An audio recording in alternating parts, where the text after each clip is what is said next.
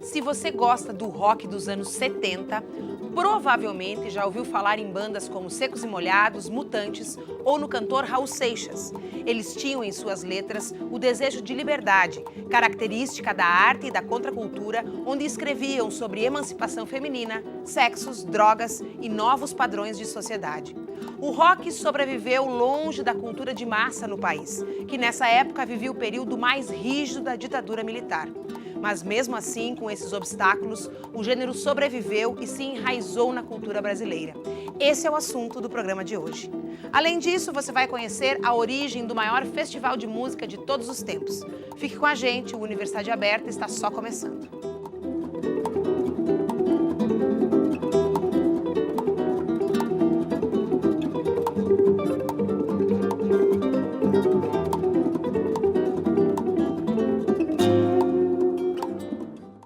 A contracultura é uma forma de contestação aos hábitos e comportamentos padrões de uma época. O projeto de hoje é Sons da Contracultura, o rock no Brasil da década de 70. Ele tem como objetivo analisar o movimento da contracultura do rock nacional, produzido nos anos 70. Para conversar sobre esse assunto, eu recebo aqui no estúdio o coordenador do projeto, o professor mestre da Faculdade de Artes e Comunicação da UPF, Alexandre Sagiorato. Mas antes disso, você confere aí uma reportagem produzida pelo Núcleo Experimental de Jornalismo em parceria com a UPF-TV. A contracultura nasceu nos Estados Unidos na década de 60 e de lá se espalhou para o mundo. Aqui no Brasil, o movimento marcou presença no trabalho de artistas como uma forma de contestar o pensamento político, social e ideológico nos anos 70. Quando se pensa em contracultura, a música é a primeira coisa que vem à cabeça. Mas para o doutor em filosofia Francisco Fianco, a definição do termo vai além. Quase todas as maneiras de manifestação culturais humanas foram radicalizadas e transformadas nesse período como uma forma de criticar e desconstruir as estruturas, inclusive estruturas de poder que existiam no movimento cultural imediatamente anterior. No Brasil ditatorial havia um comportamento bem definido, que deveria ser seguido por todos. O doutor em filosofia, Gerson Trombetta, explica que os movimentos contraculturais nos anos 60 e 70 passavam longe dessas regras. A Tropicália, o movimento liderado pelo Raul Seixas, no rock a gente pode citar os Mutantes, movimentos que acontecem no Nordeste, um deles muito importante no Recife, através de Alceu Valença e Zé Ramalho. Mas a energia contracultural, ela permanece, assim. Hoje em dia é mais difícil identificar porque a contracultura ela tende à pulverização. A contracultura não é um movimento estruturado a partir de uma filosofia clara, a partir de parâmetros, de manifestos claros, mas é uma espécie de energia que acompanha a criatividade e que acompanha a história de qualquer coletividade. Assim. Às vezes isso fica mais intenso, às vezes isso fica mais pulverizado. O impacto provocado pelas manifestações artísticas define se o movimento é contracultural ou não. O aluno Stefani Maschi estuda a reação da sociedade às músicas dos anos 70 no Brasil. Mesmo tendo a ditadura militar, eram movimentos que cresciam, né? A gente podia pegar muito bem o contexto dos Estados Unidos, Inglaterra, e no Brasil, o que movia os jovens? Muitas coisas, letras com mensagens subliminares, né, falando contra a ditadura militar. A contracultura é alvo de polêmica, porque vai contra todo o pensamento já definido e aceito na sociedade. Uma sociedade mais repressiva, a contracultura tende a se intensificar. Na medida em que a abertura acontece, que a sociedade se torna mais democrática e mais aberta à diversidade, os elementos contraculturais eles vão saindo da ideia de movimentos muito grandes e vão se tornando realmente gestos. Então, ao invés de proibir a contracultura, a tendência é aceitar a contracultura e começar a reproduzir ícones de contracultura e transformá-la em cultura para que o potencial crítico da contracultura seja de alguma forma minimizado e, além de minimizado, olha que mágico, dê lucro. Hoje não tem mais uma cultura correta. E se não tem uma correta, também não tem uma errada, que seria a contra. Tudo bom, professor Alexandre? Tudo bem. Seja bem-vindo. Obrigado. Mestre não, né? Doutorando. Doutorando. Estou numa fase quase final, dá para se dizer, né? Doutorado ainda. Professor Alexandre, essa tua pesquisa em relação ao rock nacional e aos movimentos da contracultura, embora ela seja bem pontual, ela não é única, ela faz parte da tua caminhada em pesquisar o gênero. Na verdade, essa pesquisa ela iniciou ainda quando eu fiz o mestrado em 2007, 2008, 2006, 2007, na verdade. E ali eu comecei a me envolver com bandas de rock brasileiro e que existia uma certa lacuna, né, na própria história do rock brasileiro, né? Muitas vezes as pessoas diziam que existia o rock nos anos 50 e a Jovem Guarda. E davam um salto para o rock dos anos 80, que com as bandas como Legião Urbana, os Paralamas. E aquele rock dos anos 70, ele sempre ficava realmente assim, sem expressão, né, midiática. E aí eu fui atrás, pesquisei algumas bandas, descobri que existia toda uma cena. E essa cena estava justamente dentro da filosofia cultural, contracultural, né, hippie, e mais, que eles viviam dentro de uma ditadura militar e que justamente por estar dentro de uma ditadura militar é que eles não tiveram acesso à grande mídia e à divulgação. E eu comecei a pesquisar sobre isso, fiz um projeto, entrei no mestrado então em História, pesquisei sobre essas bandas, trabalhei com... Tem um livro publicado? Tem um livro publicado, então, né, o livro se chama Anos de Chumbo, Rock e Repressão durante o AI-5. Então, eu trabalhei durante o AI-5, né, 68, 78, e naquela perspectiva de como que as músicas conseguiam, como que os músicos lidaram com a ditadura militar. Porque também tem vários estudos falando a respeito do Gil, do Caetano, do Chico, e aí, mas com relação às bandas de rock, não. Né? Não se tinha nada disso naquele momento. E algumas dessas bandas, como por exemplo os Secos e Molhados, foram pioneiras, mas a gente pode dizer não só aqui no Brasil, né? Em termos de comportamento e performance de palco, num movimento que é muito mundial, né? Eles... Tem uma certa lenda, assim, uma certa disputa entre eles e o Kiss, né? Porque as duas bandas eram maquiadas, né? E então até nessa questão performática também essas bandas contribuíram, né? Internacionalmente.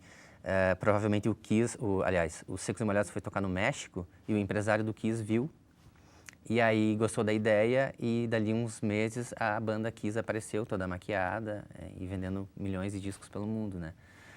Isso é uma coisa assim, os músicos da banda Secos e Molhados afirmam isso, dizem que isso é real, né? Não tem como se saber. Mas a questão sonora dessas bandas era muito, muito forte, impactante. A presença de palco dos Secos e Molhados era algo fantástico, né? Para o mundo inteiro e principalmente no Brasil, porque daí numa ditadura militar, né, ele existia então... Tinha uma força de enfrentamento, só a performance, né? Só a performance, né? Eles, a banda, né, os três normalmente com pouca roupa, maquiado, com plumas, tocando na frente dos militares, né? Isso era completamente transgressor. É um choque para o público também, né? É um choque para o público e para os militares, né? A sociedade inteira, essa repressão e censura que eles tinham, não partia só dos militares, né? Eu recolhi documentos, assim, pesquisando para o mestrado ainda, cartas que o público mandava para as revistas, dizendo como que você apoia essa revista tão conceituada, apoia atitudes como essa do Ney Matogrosso, né, atitudes homossexuais ou coisa desse tipo, né? E aí, então, essas bandas viviam esse cenário. Mesmo assim, os Secos e Molhados é uma banda que vendeu muito disco, né? Talvez a banda que mais vendeu disco no Brasil, né? Naquela época até os dias de hoje? Naquela época, até os dias de hoje. Dá pra dizer que é uma das bandas que mais vendeu. Mas, assim, o resto das outras bandas, a não ser o Raul Seixas, que era um artista conhecido, assim, né? E solo, né? E solo, então, né? As outras bandas vendiam um pouco. Eles vieram assim mais no rastro dos Secos e Molhados, ou outras começaram até antes, mas eles não tinham a visibilidade que os Secos e Molhados tinham, né? E aí era pior ainda para eles, né? Porque eles se posicionavam como Secos e Molhados, mas eles não tinham a visibilidade, então eles tinham que colar cartaz mesmo, eles mesmos, e colar cartaz nas ruas. Que é muito da contracultura, né? Que é da contracultura. Que é muito pegar o caminho marginal, pegar a tangente, né? Isso. Bem isso, assim, é uma cultura marginal que se formou ali, underground, que a gente chama, né, para um público restrito, e que eles tinham um modo de vida transgressor, né. Não era só a música, não era só a apresentação. Não era. Aí, então, é toda a filosofia hippie, né, tem todo esse contexto da filosofia hippie norte-americana, que iniciou nos anos 60, Isso chegou no Brasil através dos filmes, né? Porque assim, o Woodstock, por exemplo, era um festival, né? Mas ele era filmado e passava no cinema depois, no Brasil. Então os jovens iam até o cinema, assistiam aquilo e uau, é isso que a gente quer para a nossa vida, né? E aí tentavam comprar aquelas roupas, utilizar até as mesmas drogas, né? Tocar o mesmo som. Eles queriam se sentir parte daquele movimento, né? Até porque aquilo ia na contramão do que estava acontecendo no país no momento. Isso. Era um momento de liberdade, era um momento de repressão através da sociedade, dos militares, mas para eles simbolizava o Woodstock e tudo aquilo um momento de liberdade, né? Até a era de Aquários. Né? Até romper mesmo com essa pressão que se sofria. Alexandre, antes da gente falar mais especificamente desse período no Brasil, vamos falar um pouco do período do rock, porque ele é simbólico no Brasil, ele é emblemático e talvez os grandes nomes do rock and roll tenham nascido e se inspirado nesse período, né? E o rock para se fortalecer no Brasil, mas ele também é um período de ouro do rock fora do Brasil, né? Dá para se dizer assim que a partir de 65, 66 até 75, 76, teve o momento mais criativo da história do rock. Foi o momento em que o rock ficou adulto, porque ele inicia nos anos 50, ele é uma música para a juventude apenas, né? Os pais, tinha uma certa contracultura também, mas era aquela coisa assim de rebelde sem causa, né? E quando chega nesse período, as bandas... A geração baby boom, né? Daí o que acontece? Eles estavam só indo contra o American Way of Life e tal, mas não era politizado. Quando começam a entrar artistas como Bob Dylan, escrevendo, né, contra a Guerra do Vietnã... Só para lembrar, o Bob Dylan ganhou recentemente o Nobel da Literatura, né? Então, ou seja, não é só uma música, também é um discurso, né? Sim, tem todo esse discurso, Esses artistas começam a adotar esse discurso e aí, então, várias bandas começam a formar músicas, trabalhar com músicas nesse sentido. E esses estilos, eles têm uma letra, então, uma poética ligada a essas questões que os brasileiros também ocuparam aqui no Brasil, né? Tiveram de inspiração, como uma música que resume muito é Imagine, do John Lennon, por exemplo, é uma música que resume todo o espírito contracultural, né? Daquele período. Mas as bandas começaram a fazer músicas desse tipo e sonoramente elas foram se modificando. Então, por exemplo, existia o folk rock, o psicodelismo, o rock progressivo, que o rock progressivo, por exemplo, é um tipo de música que mistura o rock com música erudita. Então, ele distancia um pouco daquela questão do adolescente, né? Da música dançante de 3 acordes e falando só sobre amor, né? E ele sai por temáticas ligadas a quase uma sinfonia e falando sobre a natureza, falando sobre a liberdade, sobre os direitos civis. Então, são coisas nesse caminho. O rock fica maduro. Onde é que fica o punk nesse cenário? O punk vem depois.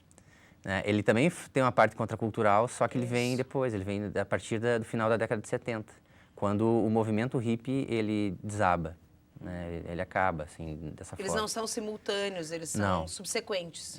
E são bem diferentes. A contracultura hippie é pacífica e a contracultura punk é anárquica, né? E autodestrutiva, né? Autodestrutiva, isso. Eles até, muitas vezes, batiam em hippies, né? Quando eles encontravam na rua. Né? Mas, em última análise, pode-se dizer que os dois movimentos, de alguma forma, queriam se posicionavam contra o sistema. Sim. Né? Porque, na verdade, assim, a contracultura, ela é isso, né? Ela é uma espécie de espírito, que dá para se dizer assim, contestador, que sempre existiu na humanidade. Só que ela ganha esse nome contracultura nos anos 60, pela imprensa. Mas, se tu for pensar, ao longo dos anos, sempre existiu, sempre teve pessoas que se mobilizaram contra o sistema. Que pegaram caminhos marginais. E tentaram, da sua forma, mudar o mundo, né? E aí os punks também fizeram isso depois, né, nos anos 70 e 80. Mas aqui ficou mais forte, aquela contracultura que ganhou mais destaque, que é a que eu estudo, é a dos anos 60 e daí 70 no Brasil, porque chega... Um pouquinho atrasado. Eu queria falar um pouquinho sobre esse delay que nós temos aqui, mas nós vamos a um rápido intervalo. Só que antes, nós vamos ouvir o Edmilson, acadêmico de música, que vai contar um pouquinho mais pra gente sobre como é participar do projeto. Acredito que seja um tema interessante de se pesquisar por conta das inovações que ele trouxe para para a história, não só a história da música em si, mas para a história cultural, através do grupo e através dos contatos que eu tive através dele, eu consegui dialogar com outras áreas do conhecimento, especialmente nesse caso a história, por exemplo, poder lançar essas ideias dentro de algo escrito, passar isso para o papel, né? E conseguir participar de eventos, trocar ideias, trocar experiências. Isso no processo de autoformação de um acadêmico é muito importante, né? Até para não só pela questão profissional, pela formação profissional, mas pela questão pessoal mesmo, né? Tu conseguir pensar pelo menos determinado período histórico, determinadas questões históricas com maior senso crítico e com maior clareza, assim, né?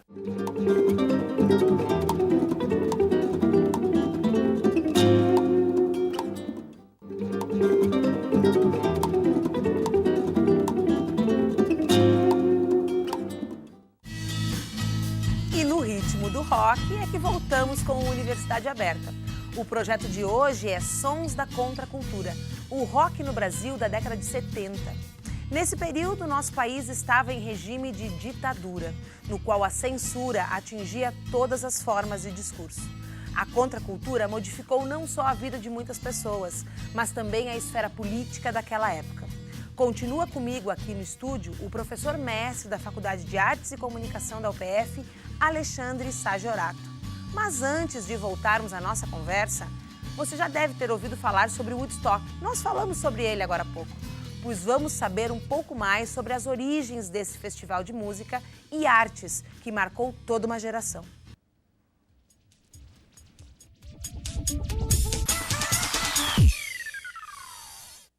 O festival de rock mais famoso de todos os tempos rolou em agosto de 1969. Ele aconteceu em uma pequena fazenda nos Estados Unidos, a 160 quilômetros de Nova York. Woodstock é o nome da cidade onde os shows deveriam ter acontecido. O local mudou, mas para não confundir ninguém, o nome ficou o mesmo: Festival de Música e Artes de Woodstock. Os 4 jovens que organizaram tudo tentaram levar para lá o John Lennon, Bob Dylan e Led Zeppelin, mas isso não rolou. Porém, outros aceitaram o convite, como The Who, Joe Cocker e Jimi Hendrix. O festival teve 4 dias de muito rock e folk, gêneros que simbolizavam a juventude da época.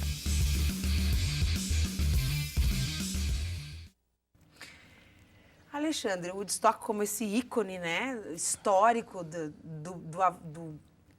da consolidação da contracultura, né, e também da publicização da contracultura, quer dizer, de poder ser divulgado e distribuído pelo mundo inteiro, né, das pessoas saberem o que é. Que principais elementos desse movimento da contracultura, então, vieram e aparecem no rock brasileiro? Como eu falei antes, esses festivais são os festivais que geram as imagens depois e vão para o cinema no Brasil. Então, os músicos observam aquilo e querem repetir. E eles repetem isso através, então, não só das músicas, mas também de querer fazer eventos como esse. Então, no Brasil também tiveram seus Woodstocks. Por exemplo, teve o Festival de Águas Claras, que é um festival interessante. O Banana Progressiva é um outro festival. E depois teve o Hollywood... Alguma referência à capa do disco pintada pelo Andy Harrell, será? Provavelmente, né? E tem artistas assim e tem festivais também que foram um pouco maiores, como o Hollywood Rock. A primeira edição foi em 75. O Nelson Motta ajudou a produzir. Mas ele, se for ver as notícias, ele falando a respeito, era muito difícil conseguir fazer um festival como esse. Né? Porque, assim, na época não tinha o equipamento que se tem hoje, né? Óbvio. E não tinha o equipamento que se tinha lá fora. Se tinha alguma coisa no Brasil que viesse de fora, as pessoas aqui não sabiam mexer. Então, a aparelhagem era precária, né? Os músicos queriam fazer, só que, assim, a cada evento desse, você tinha que pedir liberação para os militares, né? E aí os militares... Imagine, os militares prendiam muitos músicos simplesmente por estar tocando numa esquina violão, né, por ser cabeludo e tudo mais. Então, Sem imagine... necessariamente estar dizendo nada. Nada, simplesmente encontrou alguns músicos tocando numa esquina, pode prender, raspa o cabelo. Imagine juntar, sei lá quantas mil pessoas, num festival, onde estão todos esses cabeludos, esses hippies, tocando um tipo de música que fala contra o governo, que fala sobre a libertação, né, que fala sobre o feminismo, né, e tudo mais. Então, uso de drogas. Talvez então, esses festivais tinham edição única, acontecia uma vez só e nunca mais. Algumas reportagens também que eu encontrei, por exemplo, na revista Rolling Stone, festival tal iniciou hoje, mas pode ser que amanhã não... São 3 dias, mas pode ser que amanhã não aconteça, porque os militares já foram para lá e já estão vigiando o evento e amanhã, no próximo dia, então seria muito difícil de acontecer novamente. Fazer um festival desses durar seus 3 dias também é uma forma de resistência, né? Sim. E essa forma de resistência se dava assim com todo mundo. Todo mundo vinha de muitos lugares do Brasil, ia para tal lugar, para aquele evento, colocavam suas barracas, as bandas tocando. Porque assim, o movimento hippie, ele lá fora, nos Estados Unidos, ele teve uma sede, né? Além dos festivais que aconteciam, teve o festival, o Monterey Pop também e outros, mas tinham cidades, por exemplo, São Francisco. É uma cidade que os hippies iam para lá e moravam lá. E aí, assim, os policiais não tinham como interferir mais. Porque era um volume muito grande de gente vivendo do mesmo jeito. Então, claro, se tivesse um volume muito grande de hippies brasileiros num festival, é muito mais difícil de ter um controle, né? Então, os militares ficavam, muitas vezes, observando. Mas era sempre uma tensão. Montar um festival, se apresentar. As bandas, por exemplo, Secos e Molhados, que a gente falou antes, né? Eles se apresentavam assim, eles chegavam numa cidade, eles tinham que tocar à tarde, naquele momento de passagem de som, eles tocavam para os militares o show, e daí os militares diziam, não, essa música você não toca, você não pode dançar assim, isso vai ser cortado, cortado e cortado. À noite você faz um show assim, assim, assim. E aí eles faziam. E aí à noite eles faziam aquilo ou eles se rebelavam? Muitas vezes eles não levavam a sério o que os censores diziam e faziam. O Raul Seixas, né, também apanhou muito dos militares por justamente não seguir as regras, né, e ir lá e transgredir e fazer aquilo. Tu disseste assim que tem tudo a ver com o jeito de vestir, com o jeito de viver, tem a ver com as letras, tem a ver com a própria sonoridade, né? Que jeito era esse, né? A principal tônica. Porque a gente pensa, quando a gente imagina o hippie, né? Quem não estuda muito a questão, mas escuta falar, a gente pensa numa coisa muito anárquica, né? E, assim, fugindo um pouco desses padrões da própria indústria, né? Que é a roupa que tu veste, a comida que tu come. Se fala muito, por exemplo, que os discursos sobre vegetarianismo começam nesse momento da história. Então, qual era a tônica desse comportamento? Era basicamente ligado assim à preservação da natureza. Então, normalmente eles moravam em sítios, eles iam para lá. E isso é para ficar, então, em contato com a natureza, mas também é para ficar longe dos militares, né? E daí, nessas comunidades, eles eles mesmos faziam as comidas, plantavam, às vezes compravam algumas coisas. O dinheiro das apresentações, dos shows, eram divididos entre eles. Eles obviamente não tinham aquela preocupação do vestimento, assim, uma roupa que tem que ser isso ou aquilo, uma estética. Não, era mais ou menos o que dava para usar. Viviam muito de artesanato mesmo, né? E era uma vida sempre coletiva, né? Em comunidade. Uma vida coletiva em comunidade. E todas as bandas fizeram isso, a maioria delas. Nós estamos falando de um universo de mais ou menos quantas bandas conhecidas, Alexandre? Eu cataloguei ali várias, eu não sei o número certo, mas assim, tem bandas como as mais famosas, né? Os Secos e Molhados, como a gente já falou aqui, os Mutantes, Raul Seixas, mas aí tem o Terço, Casa das Máquinas, Recordando o Vale das Maçãs, A Bolha, A Barca do Sol, O Bicho da Seda, tem Liverpool, tem... Poxa, é uma série de bandas... Necessariamente não que essas bandas tenham gravado, por exemplo, discos. Todas gravaram. Todas gravaram? Todas gravaram. Moto Perpétuo, e todas essas bandas, é isso que é interessante, essas bandas, elas não tiveram muito acesso, elas gravaram um disco, ou às vezes 2, e só que saiu músicos dali muito bons, que hoje fazem sucesso. Por exemplo, Moto Perpétuo era a banda do Guilherme Arantes. Então, ali naquela época, ele fez um disco, conseguiu tocar pouco, a banda morre, né? Censura, repressão, não tem onde tocar. E ele fala, e ele é muito conhecido, se alguém não lembra, depois a gente pode rodar a música dele também, mas pela música Água, né? Que já é um... Que tem uma relação muito estreita com isso que tu está contando. Tem. E outras bandas, como a Vímana, que é uma banda que era formada pelo Hit, da Menina Veneno, lembra? O Lulu Santos e o Lobão. Então, os três depois fizeram sucesso nos anos 80. Separadamente. Agora, a gente escuta muita coisa hoje no rádio, né, Alexandre? Muita coisa que a gente reconhece de primeira. Olha, isso é rock.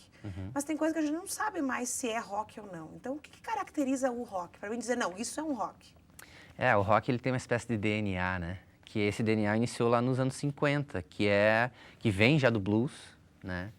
E aí, então, o blues como um pai, dá para dizer assim, né? O rock, ele tem essa instrumentação clássica do blues dos anos 40 em diante, que é a instrumentação elétrica, que é baixo, guitarra e bateria. O trio. O trio com um instrumento de teclado, normalmente, um piano, né? Ou um órgão. E a voz. Todo rock, até hoje em dia, tem isso. Tem bandas que não tem guitarra? Tem, mas é raro. Tá? Isso na questão da instrumentação. Só que não é só isso, né? Tem uma série de questões ligadas à harmonia, à melodia, ao ritmo, que dão essa base, né, pro rock. Que te dão essa certeza, né? Não, isso é rock. Só que o bacana aqui, é isso que a gente estuda agora nesse grupo de pesquisa, que é o quê? Que a sonoridade do rock brasileiro dos anos 70, ele é contracultural também. A sonoridade é contracultural, porque é uma sonoridade que é rock, mas é música brasileira. Os Novos Baianos, por exemplo, era um grupo de choro, às vezes, e uma banda de rock. Era Jimi Hendrix com um cavaquinho, com João Gilberto, sei lá. Então, isso é contracultural. E isso também não se encaixava na grande mídia, e tanto a esquerda, nem no mundo, tanto a esquerda quanto a direita olhavam aqueles caras e, o que é isso, né? O que eles estão fazendo? E várias bandas fazem isso. Os Mutantes também, o Raul. Poxa, o assunto está tão bom. Pena que o nosso tempo terminou, acho que eu queria fazer mais um Unha Aberta. Será que é possível, produção? Bom, infelizmente tem que acabar. Alexandre, muito obrigada pela tua participação no programa e vamos voltar para falar mais um pouco sobre rock and roll. Valeu, obrigado, eu que agradeço. Você pode assistir as nossas reportagens em nosso site, nextjor.com.br, e nossos programas estão na íntegra disponíveis no canal do YouTube. Estaremos de volta na semana que vem, eu espero você. Até lá!